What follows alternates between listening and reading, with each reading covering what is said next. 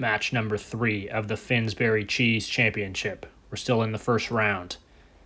And this time we got Steve Benson and Jeremy Naugler scrapping it out to see who goes on to the semifinals. And we start this match off with a guard pull, the first one of the tournament. Now, what are the benefits of pulling guard? Well, the biggest benefit is you don't have to wrestle. But usually, bottom can tend to be an inferior position because when you're on top, you have gravity on your side.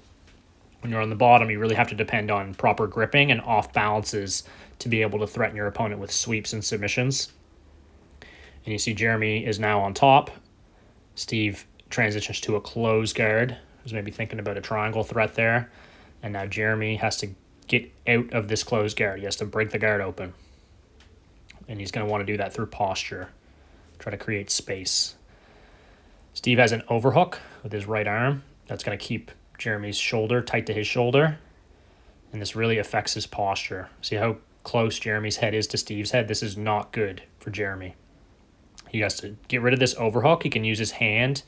You see how he's using his right hand there on the bicep or on the shoulder. He's got to use that to frame and try to change the angle of his body. There you go. And now he can get rid of that overhook. Now he's got to think about passing. But he needs to keep those arms framing. When you're inside someone's closed guard, you need to be using your arms as frames. You should always be pushing on their body. Jeremy gets caught here not using his hands. He should be framing on Steve's hips, his rib cage, pushing down on the knee. But this lets Steve take the next grip. So Steve's going to control the pace. He's still controlling the tempo, and Jeremy's just reacting. He's just forced to respond. So Steve's able to break his posture quickly again. So Jeremy had an opportunity, even though it was only a brief window, a second or two, where he could have started to put pressure on Steve and force the guard open, but Steve's still in control. Jeremy doing a much better job with his hands here, framing the hips. Now I see him trying to sneak that left knee up the middle. That is very subtle. But watch, Jeremy frames the hips. Now he's kind of shifting to his right. That left knee wants to go right in the middle of Steve's butt.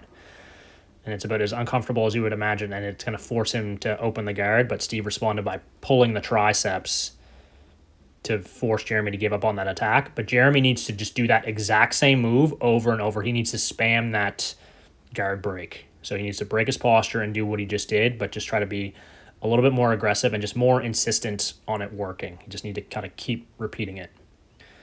Steve transitions to a half guard now. He's going to be able to move a little bit more freely here. No score yet, but Steve has been dominating most of the gripping exchanges. Jeremy's going to get past this knee shield. Steve with a collar tie. Brings Jeremy's head down. Now he's sitting up, posting. Now he snatches up Jeremy's neck. Steve puts that left foot in as a butterfly hook. Now he starts to lift, gets the off balance, comes up on top. Again, using the threat of submission and sweep is going to make one of them work. So look at Steve's left foot. It goes inside. Now he has the ability to lift. So he's going to start to pull Jeremy's weight onto him, and that lets him hit that nice butterfly hook sweep. Now he could have came to the top position, but he felt like he had a better chance to shoot right into that guillotine, so that's what he did. So he's still trying to tighten that up. Comes back to the top again. From here, it looks like he's working towards an anaconda choke. See him looking to grab his bicep. So from Jeremy in this position has to focus on getting really wide shoulders and trying to relieve a little bit of the pressure. He's really just got to try to make space. Steve gets back on top. He's really insistent on trying to get this anaconda.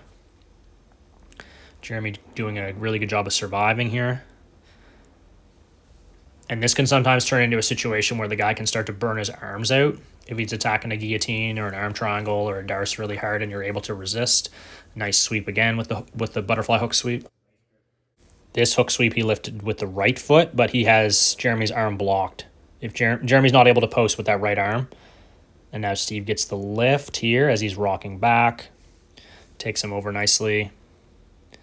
So what's important out of this is that he establishes top position. He chased the guillotine, he chased the anaconda. He wasn't able to get it, but at least he was able to get on top. And I think it's past halfway, so he's also going to score sweep points, which is good. It always gives you a little bit of confidence, especially if you're able to put the first points on the board. In Jeremy's position now, he's forced to be more aggressive. Underhook. Jeremy's got a nice underhook with his left arm, but Steve's thinking about a darce choke. Now thinking about a back step to the legs. Steve trying to isolate a leg here.